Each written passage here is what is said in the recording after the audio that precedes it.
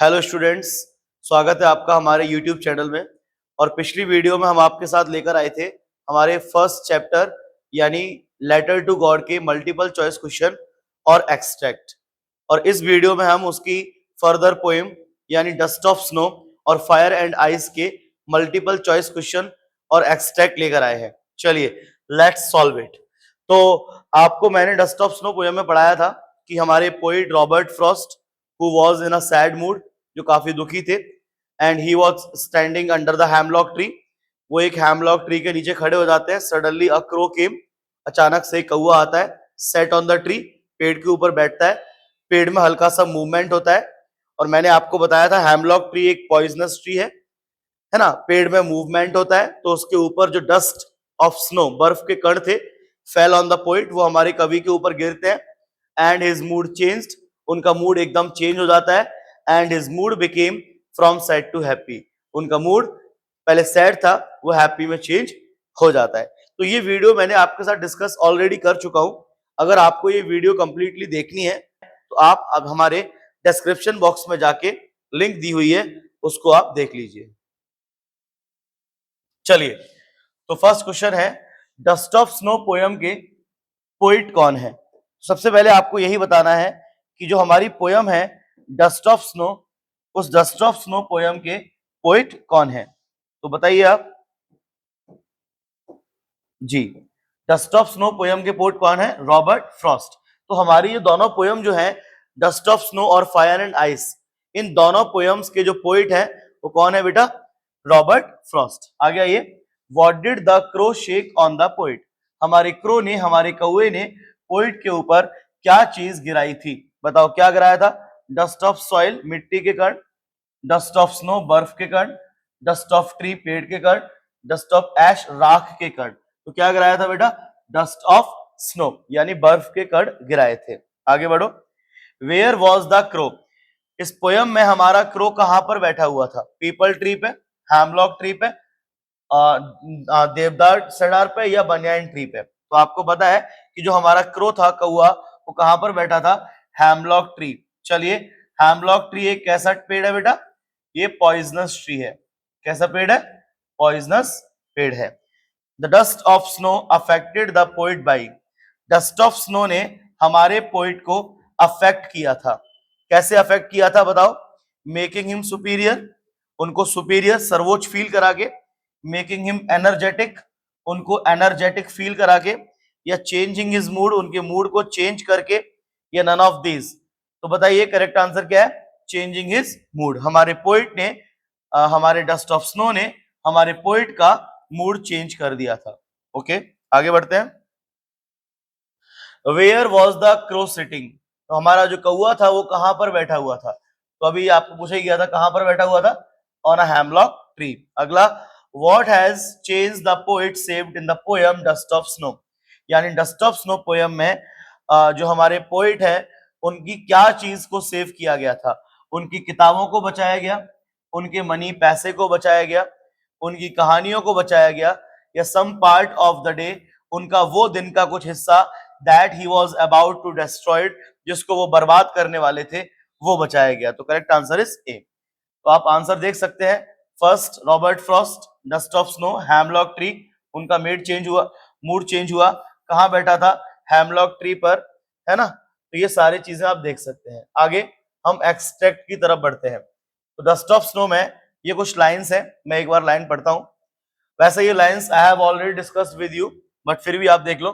The way a crow, जिस तरीके से एक कौवा, शुक down on me the dust of snow from a hemlock tree. यानी एक कौवा जो हैमलॉक ट्री के ऊपर आके बैठा और उसने ऑन मी, मेरे ऊपर, डस्ट ऑफ स्नो यानी बर्फ के कण गिराए।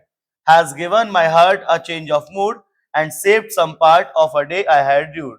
यानी जो मेरा दिन, जो मेरा डे खराब होने वाला था, जिसको मैं र्यूड करने वाला था, बर्बाद करने वाला था, वो उस डस्ट ऑफ स्नो ने उसका कुछ हिस्सा बचा लिया और मेरे मूड को चेंज कर दिया। यहाँ ये मूड की स्पेलिंग गलत है, आप करेक्ट कर लेना, MOOD। ओके, आगे बढ़ते हैं। यहाँ फर्स्ट क्वेश्चन है, who is the poet of the above poem. ये तो आपको पूछा ही गया था, इस पोएम के हमारे पोइट कौन है? तो कौन है यहाँ पर? Robert Frost. आगे बढ़ो, वेयर वॉज द क्रो, वो कौआ कहां पर बैठा हुआ था, वो बैठा हुआ था हेमलॉक ट्री पर बैठा हुआ था। आगे बढ़िए। The poets mood got changed when, हमारे पोइट का मूड चेंज हो गया था। कब चेंज हुआ था? जब वो सोने गए, डस्ट ऑफ स्नो उनके ऊपर गिरा, या उन्होंने बातचीत करना शुरू की। तो हमारे पोइट का मूड चेंज कब हुआ था? जब डस्ट ऑफ स्नो उनके ऊपर गिरा था। What is the poets state of mind, हमारे पोइट का स्टेट ऑफ माइंड क्या था? वो हैप्पी थे? नहीं, जब वो स्टार्टिंग की बात हो रही है, यहाँ स्टेट में ई लगा लेना, स्टार्टिंग की बात हो रही है कि हमारे पोइट का स्टेट ऑफ माइंड क्या था in the starting, in the beginning, तो वो सैड थे, काफी दुखी थे, कंफ्यूज नहीं थे। डिप्रेस, जी हो सकता है, डिप्रेस मतलब सैड या एक्साइटेड, तो करेक्ट आंसर इज डिप्रेसिव, यानी वो बहुत ज्यादा दुखी थे। तो ये हमारे डस्ट ऑफ स्नो के एमसीक्यू और एक्सट्रैक्ट हो चुके हैं। अब हम डिस्कस करते हैं फायर एंड आइस के एमसीक्यू और एक्सट्रैक्ट को।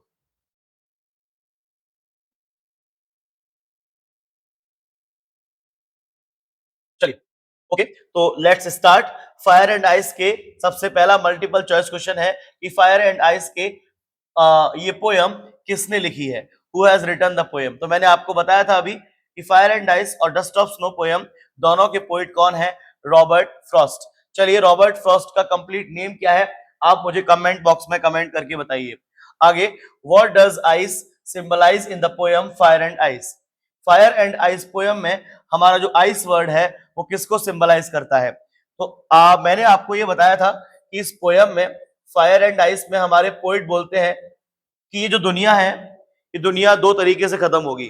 फर्स्ट आइस से, एंड सम पीपल सेड कि भाई आइस से खत्म होगी, कुछ लोग कहते हैं फायर से खत्म होगी। फायर मतलब डिजायर से, इच्छाओं से, लोगों की इच्छाएं बढ़ती जा रही है। एंड सम पीपल से, कुछ लोग कहते हैं द वर्ल्ड विल एंड, दुनिया खत्म होगी फ्रॉम आइस, यानी नफरत से, लोगों के अंदर नफरत भी बढ़ती जा रही है। बट पहले हमारे पोइट रॉबर्ट फ्रॉस्ट फायर वालों के साथ थे, यानी वो उनके साथ थे जो बोलते हैं कि दुनिया इच्छाओं से, डिजायर से खत्म होगी। एंड सेकेंड, अगर दुनिया दोबारा खत्म होती है तो हमारे पोइट उनके साथ थे जो बोलते हैं कि ये दुनिया नफरत से खत्म होगी। जी, तो वहां फायर का मतलब आपको मैंने बताया था कि फायर का मतलब वहां डिजायर है, और आइस का मतलब मैंने वहां आपके साथ डिस्कस किया था, उसका मतलब हेट्रेड है। आगे बढ़ो। तो आइस किसको सिंबलाइज करता है? हेट्रेड को। What does fire symbolise, fire किसको सिंबलाइज करता है? डिजायर को। पेरिस का मतलब मैंने आपके साथ वहां डिस्कस किया था, पेरिस का मतलब होता है किसी चीज का एंड होना या खत्म होना, तो correct answer is die. Perish का मतलब क्या है बेटा? डाई। आगे बढ़ो। According to the Robert Frost what will end one day, Robert Frost के अनुसार क्या चीज एक दिन खत्म हो जाएगी? दुनिया, पानी, हवा, प्लांट्स। यानी according to the Robert Frost the world will end one day definitely, ये दुनिया एक दिन डेफिनेटली खत्म हो जाएगी। अच्छा, इस अर्थ के खत्म होने के लिए हमारे according to Robert Frost what would be the better option, better option क्या होगा? फायर से खत्म होगी, आइस से खत्म होगी, या बोथ आर इक्वली कॉम्पिटेंट, या दोनों ही बराबर बराबर इसके जिम्मेदार होंगे, या इनमें से कोई नहीं? तो हमारे पोइट ने बोला है कि भाई 50% लोग बोलते हैं फायर से होगी, 50% बोलते हैं आइस से होगी, इसका मतलब बोथ आर इक्वली कॉम्पिटेंट, यानी दोनों ही ऑप्शंस, दोनों ही रीजन बराबर है, दुनिया फायर और दुनिया आइस दोनों से खत्म होगी। आगे बढ़िए। अब एक्सट्रैक्ट की बात करते हैं। Some say the world will end in fire, some say in ice. From what I have tasted of desire, I hold with those who favor fire. कुछ लोग कहते हैं दुनिया फायर में खत्म होगी, कुछ लोग कहते हैं दुनिया आइस में खत्म होगी, लेकिन मैं ऐसे लोगों के साथ हूं क्योंकि मैंने डिजायर, लोगों की इच्छाएं देखी हैं, तो मैं ऐसे लोगों के साथ हूं जो फायर को सपोर्ट करते हैं, ऐसा हमारे रॉबर्ट फ्रॉस्ट बोलते हैं। चलो, इससे पहले आपसे मैं एक क्वेश्चन पूछता हूं। यहां हमारी पोयम की फर्स्ट लाइन स्टार्ट हो रही है सम से, यहां हमारी पोयम की सेकंड लाइन स्टार्ट हो रही है सम से। एंड व्हेन टू लाइंस या more than two lines start with the same word, जब दो या दो से ज्यादा लाइन एक ही वर्ड से स्टार्ट होती है, तो इसको हम कौन सा पोएटिक डिवाइस या कौन सा फिगर ऑफ स्पीच बोलते हैं? ये मैंने आपको लास्ट वीडियो में डिस्कस किया था, इसका आंसर मुझे कमेंट बॉक्स में कमेंट करके बताइए। आगे बढ़ते हैं, बताओ। तो इन लाइंस के पोइट कौन है? अभी बताया था, Robert Frost. What does the poet compare fire with, हमारे पोइट ने फायर को किससे कंपेयर किया? ये भी अभी बताया था, डिजायर। आगे बढ़ो।